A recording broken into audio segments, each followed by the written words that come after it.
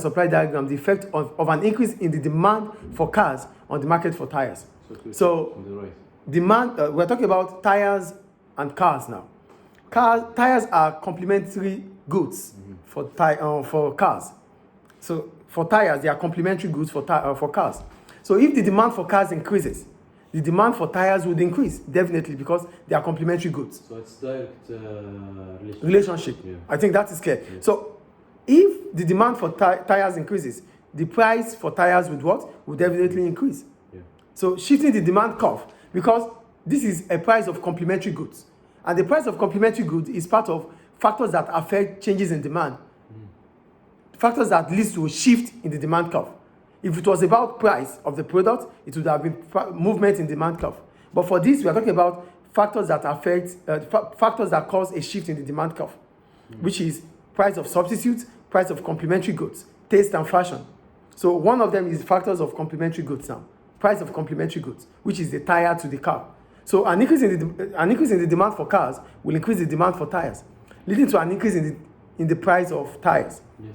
So shifting the demand curve rightward from D to D1, and the price from P to P1, and the quantity supplied, the quantity demanded in the market from Q to Q1. I think it's clear. Yes. So it is graphically represented as this. This is the graph. Okay, so we go to question 2D. They say, discuss whether a large firm will earn more profit per unit sold than a small firm. Yes. Why? Why do I say that? One, large firms exploit economies of scale. And if there's economies of scale, like purchasing economies of scale, large firms will have a reduction in their average cost of production. That is the first point. The second point is that reduced cost of production would allow large firms to sell at a lower price, or even selling at the same price. Selling at a lower price or at the same price would still make them to make more profit because their cost of production has reduced. That's the second point. The third point I make is about large firms will enjoy large advertisement. They might be able to invest more on advertisement.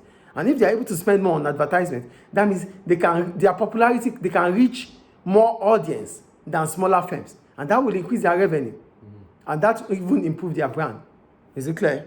Yes. And the last point I make here is about large firms having more market power than smaller firms. So they have the ability to stop new firms from coming in, or they can buy over smaller firms through acquisition or takeover. Is it clear? I have more market share.